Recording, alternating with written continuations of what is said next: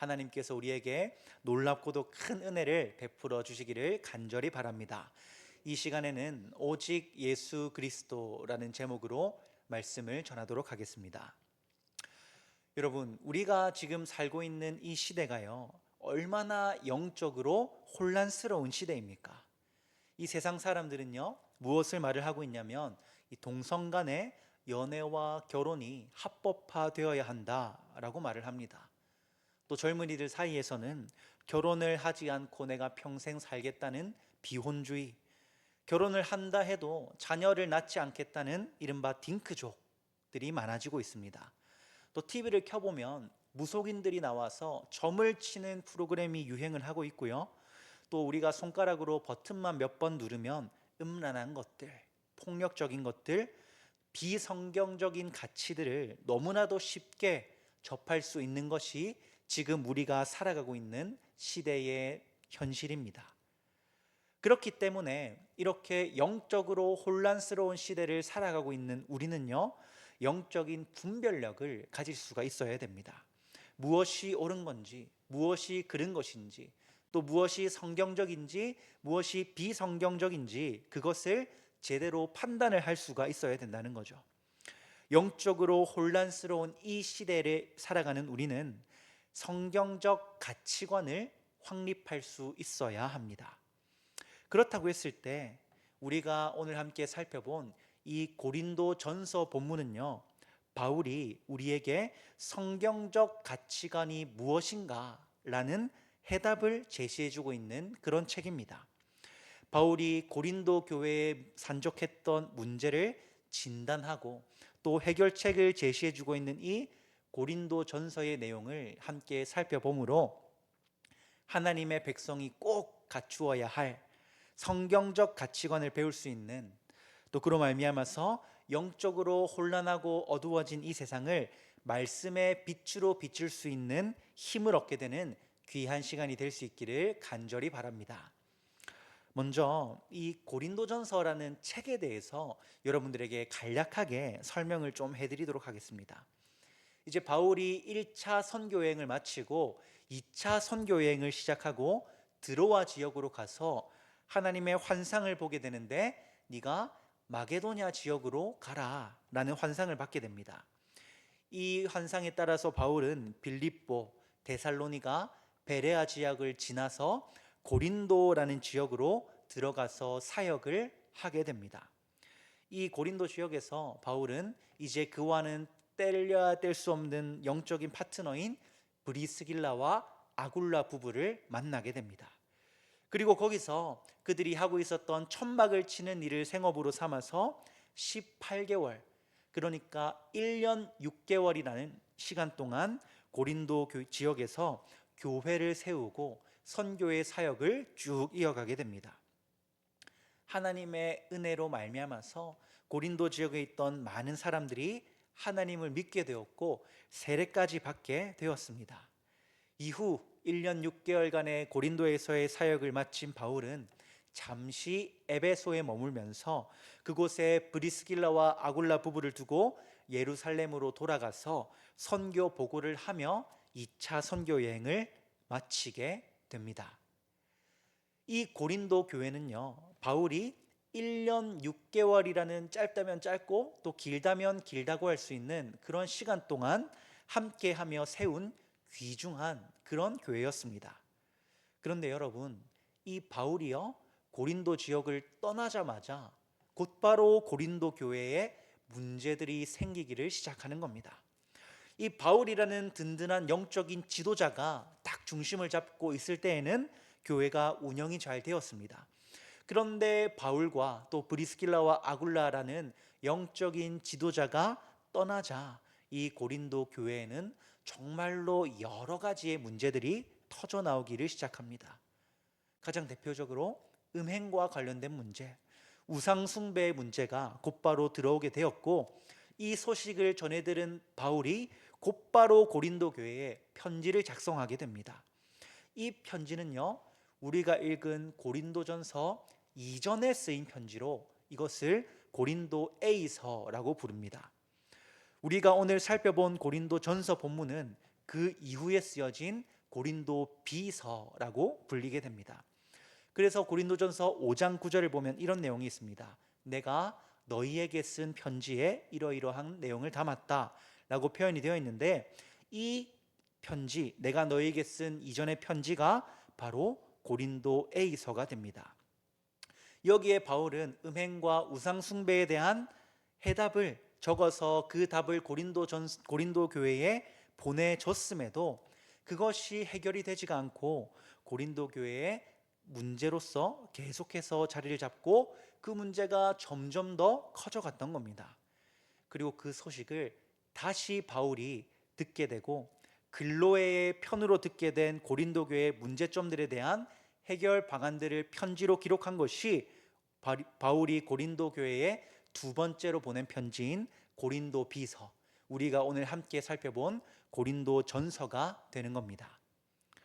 그래서 우리가 고린도전서 본문을요 한번 쭉 묵상을 해보면 교회가 가지고 있는 여러 형태의 문제들에 대한 바울의 해답이 기록이 되어 있습니다. 그렇다고 했을 때, 그러면 이제 두 번째로 바울이 편지를 써서 그 해답을 제시해 주었으니까 바울이 제시해 주는 해답에 따라서 이 고린도 교회가 그 문제들을 잘 해결해 갔을까요? 또 그렇지가 못했다는 겁니다. 오히려요, 이 고린도전서 편지를 받아든 고린도 교회의 사람들은요 바울을 공격을 하기 시작합니다. 고린도전서의 내용을 보면 다소 바울의 거친 억양으로 문제를 일으키는 이들을 지적하고 있는 내용들이 많습니다. 그런데 이 문제의 당사자 되는 사람들이 바울의 지적과 또 가르침을 곧이곧대로 받아들이지 못하고 도리어 반항을 하기를 시작하는 겁니다. 바울의 사도권에 대해서 의심하는 목소리를 내기 시작하고, 심지어는 바울에 대한 좋지 않은 소문을 만들어내어서 바울을 헐뜯고 공격을 하게 됩니다. 이에 바울은 그 소식을 전해 듣고는 눈물을 흘리며 편지를 작성해서 고린도 교회에 그 뜻을 전하게 됩니다. 이 편지가 고린도 전서와 고린도 후서 사이에 있는 고린도 시서, 눈물의 편지라고 불리는 서신입니다. 이후 다행히 눈물의 편지를 읽고 고린도 교회가 안정되었다는 소식을 듣고 바울은 이제 마지막으로 고린도 디서인 고린도 후서를 적어서 고린도 교회에 보내게 됩니다. 여러분, 여기까지가 고린도서에 대한 내용이었습니다. 조금 어렵죠? 그래도 한번 알고 계시면 좋을 것 같습니다. 이렇게 고린도 교회는요 굉장히 영적으로 혼란하고 무질서한 교회가 되었습니다. 심지어 교회의 초석을 다졌던 이 바울마저 헐뜯고 공격할 정도로 영적으로 무너져 있었던 교회가 바로 이 고린도 교회였습니다. 그러면 고린도 교회는 왜 이렇게나 영적으로 무너진 교회가 되었을까요? 그것은요 이 고린도 교회가 위치하고 있는 지역과 문화적 특징과 굉장히 깊이 관련이 되어 있습니다. 고린도는요 지금의 그리스에 위치한 도시의 지역입니다. 항구 도시로 이제 자리를 잡게 되었는데요, 겐그레와 레게움이라는 두 개의 큰 항구를 끼고 있었던 도시가 바로 고린도였고, 이 고린도 지역은 유럽과 소아시아 그리고 아프리카라는 세 개의 대륙 사이에 위치해 있었던 이 무역의 허브와도 같은 그런 도시였습니다. 그러다 보니 이 고린도에 그리스 사람만 모여드는 것이 아니라 세계 각지에서 수많은 문화를 가진 사람이 이 고린도 교회로 몰려든 게 된 겁니다. 그러다 보니 세계 각지의 문화들과 또 그들이 숭배하던 우상들이 고린도 지역으로 들어오기를 시작하게 된 겁니다. 또 서로 다른 수많은 사람들이 모여드는 항구 도시가 되다 보니 자연스럽게 영적인 타락이 고린도 지역으로 스며들게 되었습니다. 이 고린도 지역에는요 몸을 팔아서 생계를 유지하는 창기들이 많았고, 또 이 지역에는 아프로디테 신을 섬기는 신전이 있었는데, 이 아프로디테 신전에서는 어떤 형식으로 예배를 드렸냐면 여사제와 성적으로 교합함을 통해서 신을 숭배하는 그런 예배를 드렸습니다. 그래서 이 당시에는 코린티아조마이라는 단어가 주로 사용되었는데, 이 단어는 원래 고린도인처럼 살다라는 뜻을 가진 단어였습니다.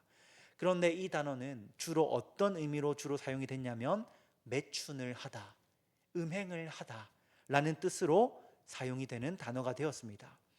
그러니까 당시의 인식하에서 고린도인 하면 음란을 일삼는 사람들, 또 고린도 하면 음란한 도시, 이렇게 인식이 되고 있었던 겁니다. 이러한 지역적 문화적 특징을 가진 고린도 지역에 세워진 교회이다 보니 바울이라는 영적인 지도자가 떠나게 되자 곧바로 이런저러한 문제점들이 발생을 하게 된 겁니다. 그래서 고린도전서의 내용은 앞서 설명을 해드렸듯이 바울이 고린도 교회에 발생한 여러 문제들을 듣고 그것을 어떻게 하면 해결할 수 있는가, 그 답을 제시해주고 있는 책입니다. 그렇다면 그렇다고 했을 때 이 책의 내용이 지금을 살아가고 있는 우리와 도대체 무슨 상관이 있을까요? 여러분, 설교 서두에 제가 뭐라고 말씀을 드렸냐면 우리가 살고 있는 시대가 영적으로 너무나도 타락하고 혼란한 시대라고 말씀을 드렸습니다. 동성 간의 연애와 결혼, 그리고 비혼주의와 딩크족, 무속인들이 나와서 점을 치는 것들, 음란한 것들, 폭력적인 것들, 비성경적인 가치들을 너무나도 쉽게 접할 수 있는 것이 우리가 지금 살아가고 있는 현대의 사회의 모습이라는 겁니다. 그렇기 때문에 우리가 왜 이 고린도전서를 읽고 바울이 제시해주고 있는 문제에 대한 답들을 살펴보아야 되겠습니까? 지금 우리가 살고 있는 이 시대가, 이 문화가 영적으로 고린도와 다를 바가 없기 때문입니다. 그렇기 때문에 바울이 고린도 교회에 제시해주고 있는 이 해답이요, 직접적으로 우리에게 와닿을 수가 있게 되는 겁니다. 그 중에서도 오늘 우리가 함께 살펴본 본문인 이 고린도전서의 가장 앞부분 1장 1절에서 9절은 서론격에 해당하는 그런 본문입니다. 편지를 적으면서 바울이 고린도 교회 사람들에게 인사를 건네는 내용이 오늘 본문의 전체적인 내용입니다.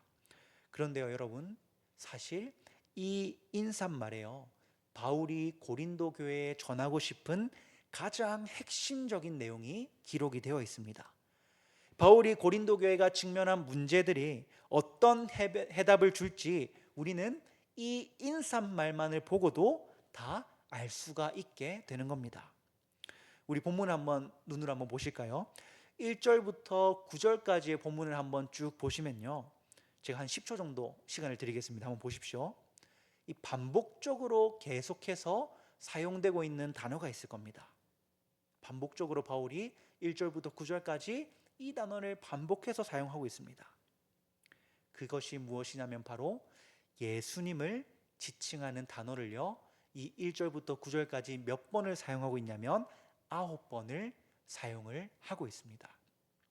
그러니까 한 절에 한 번꼴로, 한 줄에 한 번꼴로 예수님을 바울이 계속해서 언급을 하고 있다는 겁니다. 이 짧은 인사말 속에서 바울은 예수 그리스도, 예수 그리스도, 예수 그리스도라고 반복해서 적으면서 바울이 예수님을 계속해서 반복해서 고린도인들에게 인사말로 기록을 하고 있다는 겁니다.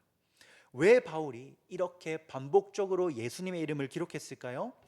왜냐하면 이제부터 바울이 고린도 교회에 제시하고자 하는 고린도 교회가 경험하고 있는 문제에 대한 해답이 바로 예수 그리스도이기 때문입니다. 고린도 교회가 겪고 있는 문제들, 파벌, 음행, 분쟁, 우상에게 바쳐진 제물, 우상 숭배, 방언, 부활과 같은 여러 가지 문제들이 겉으로 보기에는 이 모든 문제가 서로 다른 모양을 하고 있지만 바울이 봤을 때는 본질적으로 하나의 이유 때문에 발생하는 문제라고 진단을 하고 있는 겁니다. 그리고 그 이유가 무엇이냐 하면 고린도 교회에 예수 그리스도에 대한 올바른 믿음이 없다는 겁니다. 예수 그리스도를 중심으로 하나된 공동체가 되어야 하는데 그 중심에 예수 그리스도가 없으니 교회가 분열이 되고 여러 가지 문제들이 파생되었다고 이 바울은 진단을 하고 있는 겁니다. 그래서 바울은 인사말부터 그가 이제 하게 될 답변의 핵심이자 사실 답변 그 자체가 되는 예수 그리스도를 반복해서 적고 있는 겁니다. 바울이 진단한 이 고린도 교회의 문제는 그들이 예수 그리스도를 전해 듣고 어느 정도의 믿음이 생긴 것은 맞지만 아직까지 예수님을 믿는 그 믿음이 고린도 교회 교인들의 삶의 중심을 차지하지 않고 있다는 겁니다. 여러분, 이 삶의 중심에요 예수 그리스도가 있다면 그분의 가르침이 참으로 진리라는 그 사실을 믿고 따르고자 한다면요 당연히 고린도 교회는 아름답고 하나님 보시기에 선한 교회가 될 수 있었을 겁니다. 그렇다고 한다면 이 내용이 지금 우리에게 어떤 교훈이 되겠습니까? 먼저는 우리 교회가 예수 그리스도에 대한 믿음을 가장 먼저 최우선의 가치로 생각을 해야 된다는 겁니다. 예수 그리스도가 중심에 있지 않은 교회는요 다른 가치가 예수님보다 먼저가 되는 교회는요 필연적으로 흔들릴 수밖에 없습니다. 여러분, 우리가 살고 있는 이 세상이 얼마나 영적으로 혼란하고 혼탁한 세상입니까? 중심이 없는 교회가 고린도 교회가 경험한 문제들처럼 교회가 흔들리는 문제를 마주하게 됩니다. 왜요? 그 모든 물음과 질문의 답변이 되는 모든 판단의 기준이 되는 교회의 중심이 되는 예수 그리스도가 그 가운데 없기 때문입니다. 그래서 예수님이 없는 교회는 마치 사사시대처럼 각자의 소견에 오른 대로 판단을 하고 세상의 풍조에 그대로 휩쓸려 가면서 교회가 도리어 세상에 물들어 버리게 된다는 겁니다. 사랑하는 우리 영신교회 성도 여러분, 우리 영신교회의 주인이 누구십니까? 바로 예수 그리스도이십니다. 우리 교회가 따라 지켜야 할 가장 핵심적이고 가장 중심이 되는 가치가 무엇입니까? 바로 예수 그리스도입니다. 바라기는요 우리 영신교회가요 예수 그리스도가 중심이 되고 예수 그리스도를 참되고 유일한 진리로 붙들고 따르는 그런 교회가 될 수 있기를 간절히 바랍니다. 우리 영신교회가 예수 그리스도만을 붙들고 나아가는 교회로 세워져 갈 수 있기를 주님의 이름으로 축원합니다. 그런데 여러분, 바울은요 논의를 여기서 멈추지 않습니다. 우리 고린도전서 3장 16절 말씀 함께 한 목소리로 읽어보도록 하겠습니다. 3장 16절입니다. 시작. 너희는 너희가 하나님의 성전인 것과 하나님의 성령이 너희 안에 계시는 것을 알지 못하느냐? 여러분, 바울이 지금 뭐라고 말을 하고 있습니까? 너희는 너희가 하나님의 성전인 것과 너희가 하나님의 성령이 너희 안에 계신다는 것을 너희가 알지 못하느냐라고 말하고 있습니다. 이 말이 무슨 말입니까? 너희는 하나님의 성전이다. 너희의 몸이 하나님의 움직이는 교회다 라고 말을 하고 있는 겁니다. 이어서 17절에서는 이렇게 말합니다. 우리 한 번 더 함께 읽어보겠습니다. 시작. 누구든지 하나님의 성전을 더럽히면 하나님이 그 사람을 멸하시리라. 하나님의 성전은 거룩하니 너희도 그러하니라. 아멘. 여러분, 바울은요 우리의 몸이요 여러분 한 사람 한 사람의 몸이 성전, 교회라고 말을 하고 있는 겁니다. 그리고 그 성전을 더럽히는 자를 하나님께서 멸하실 것이다 라고 말을 하고 있는 겁니다. 이 말이 무슨 말입니까? 우리가 우리의 몸을요 더럽히지 않고 거룩하게 하나님의 성령이 우리에게 거하시기에 부족함이 없을 수 있도록 우리의 몸을 깨끗하게 유지를 해야 된다는 겁니다. 그렇다고 했을 때요 우리가 앞서서 살펴본 그 내용들은요 건물로서의 교회에 국한되는 내용이 아니게 되는 겁니다. 여러분, 고린도 교회에 수많은 문제들이 산적해 있었다고 말씀드렸죠. 파벌, 분쟁, 음행, 우상, 방언, 부활, 이런 문제들은 고린도 교회를 덮쳐온 실질적인 문제들이었습니다. 그렇다고 했을 때 우리가 하나님의 움직이는 교회라고 한다면 교회가 경험한 이 여러 문제들은요 우리 개인을 향한 문제로 연결이 된다는 겁니다. 여러분 한번 생각을 해보십시오. 파벌과 분쟁이라는 문제가 고린도 교회를 덮쳤습니다. 여러분 개인으로 한번 생각을 해볼까요? 우리도 얼마나 편을 가르기를 좋아합니까? 내 사람은 챙기려고 하고 내 사람이 아니라고 생각이 드는 사람에게는 무관심해지고 심지어는 그들을 배척하기까지 하는 것이 우리의 현실적인 모습이지 않습니까? 여러분, 음행은 또 어떻습니까?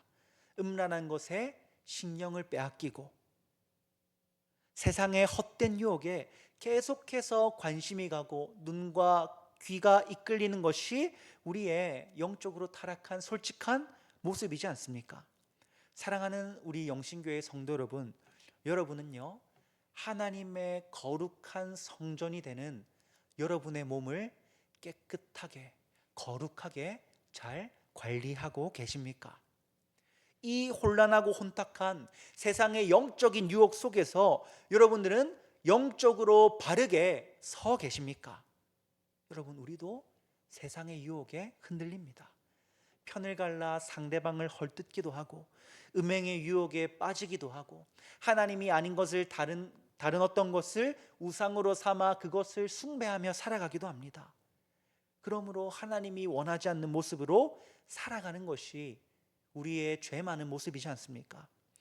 그렇기 때문에요, 오늘 우리가 함께 살펴본 이 본문이 고린도전서에게 바울이 여러 문제를 직면한 고린도 교회에게 전하고 있는 이 권면이 우리 개인에게도 동일하게 적용이 될 수가 있다는 겁니다.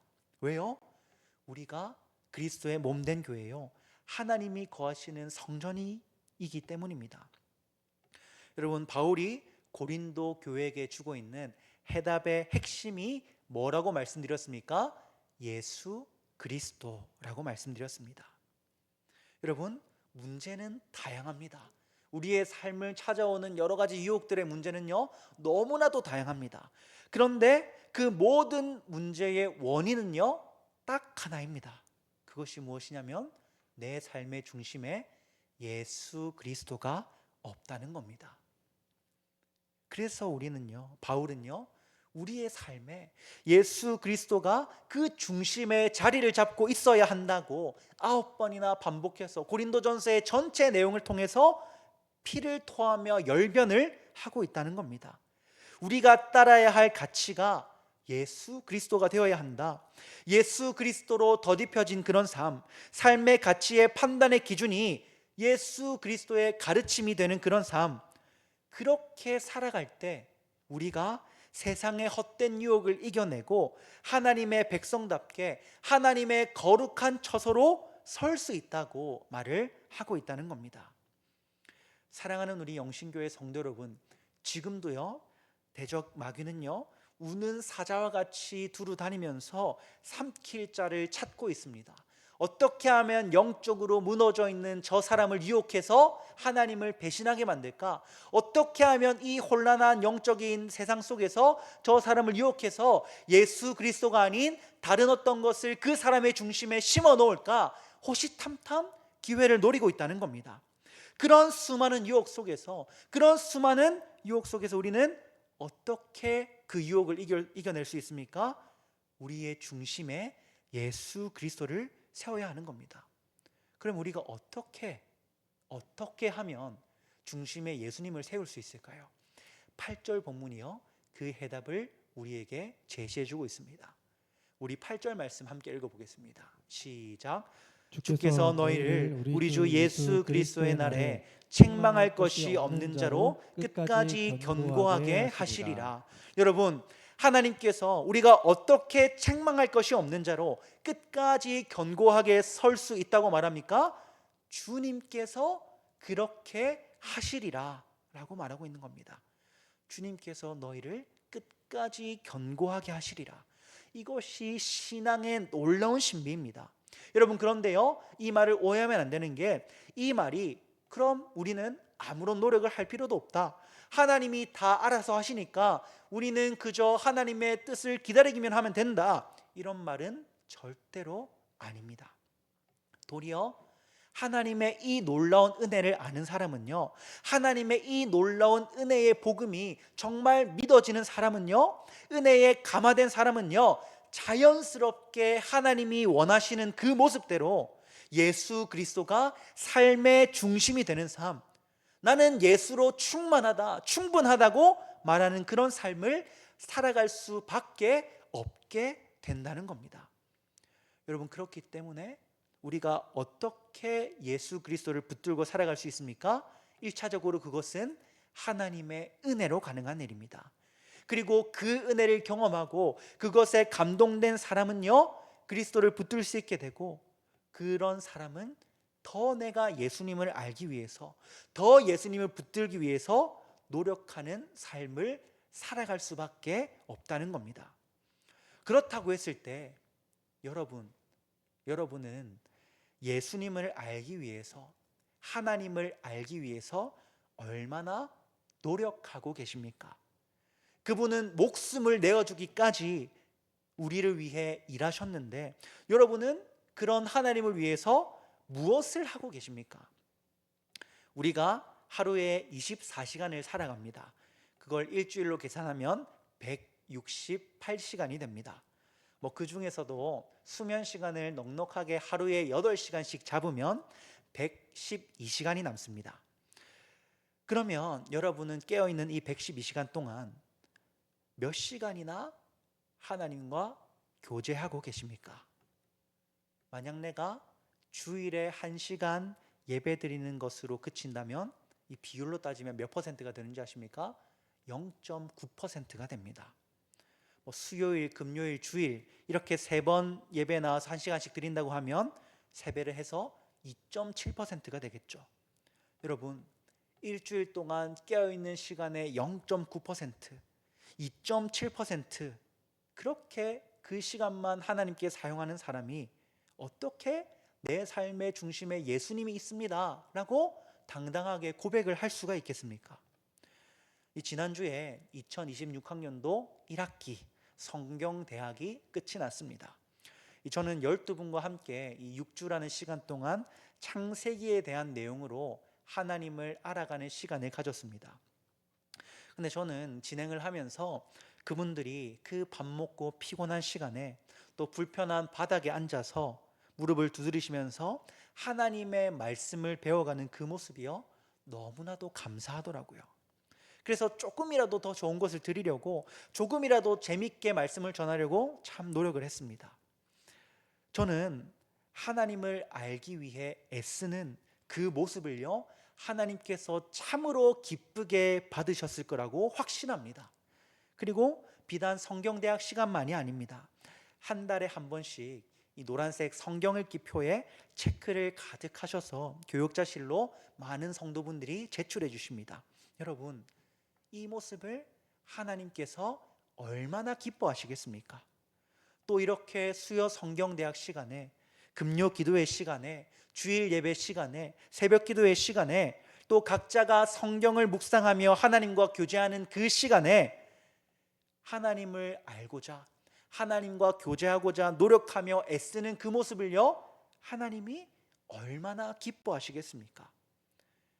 어떤 사람이 삶의 중심에 예수 그리스도를 놓고 살아갈 수 있을까요? 그분을 알기 위해 노력하는 사람, 그분과 교제하기 위해서 내 시간과 정성을 들여서 그분 앞으로 나아가는 사람, 그분과 동행하고자 계속해서 노력하는 사람, 그런 사람이 하나님을 알게 되고, 그런 사람이 삶의 중심에 예수 그리스도를 놓고 살아갈 수 있게 되는 것 아니겠습니까? 사랑하는 영신교회 성도 여러분, 이 시간 우리의 모습을 한번 돌아봅시다. 나는 이 일주일을 살아가면서 몇 시간이나 하나님과 교제하기 위해 힘썼는가? 내 삶의 몇 퍼센트나 하나님께 쏟았는가? 한번 진지하게 생각해 보는 시간이 되기를 바랍니다. 사랑하는 우리 영신교회 성도 여러분, 오늘 우리는요, 고린도전서의 서론 부분을 함께 살펴보았습니다. 이 부분은 고린도 교회가 직면하고 있는 문제를 해결하기 위한 가장 핵심적인 방법을 바울이 반복해서 인사말로 전하고 있습니다. 그 방법이 뭐라고 말씀드렸습니까? 예수 그리스도입니다. 고린도 교회의 문제는요, 하나님의 성전된 우리의 문제와 동일하게 연결된다고 여러분께 말씀드렸습니다. 우리의 문제를 해결할 수 있는 방법이 무엇입니까? 동일하게 예수 그리스도입니다. 그러니 사랑하는 우리 영신교회 성도 여러분, 예수 그리스도를 알기 위해서 힘쓰는 우리 모두가 될 수 있기를 이 시간에 간절히 바랍니다. 그분과 교제하기 위해서 힘쓰고 애쓰는 우리 모두가 될 수 있기를 간절히 바랍니다. 여러분, 세상에 우리가 따르고 싶은 가치들이 너무나도 많습니다. 우리의 향락을 유혹하는 것, 즐겁고 행복한 것 너무나도 많죠. 그런데 그런 시대의 유혹에 굴복하고 타협하는 것이 아니라 예수 그리스도를 붙들고 그분의 길을 따라 걸어가는 우리 모두가 될 수 있기를 간절히 바랍니다. 그로 말미암아서 여러분이요, 이 혼란하고 어둡고 혼탁한 세상을 예수 그리스도의 빛으로 비추어 갈 수 있는 영신교회의 모든 성도 여러분이 될 수 있기를 주님의 이름으로 축원합니다. 이 시간 우리 함께 들은 말씀을 기억하면서 찬양 한 곡 하기를 원합니다. 충만이라는 곡을 함께 부를 텐데요, 우리 가사를 한번 깊이 묵상하시면서 함께 찬양했으면 좋겠습니다.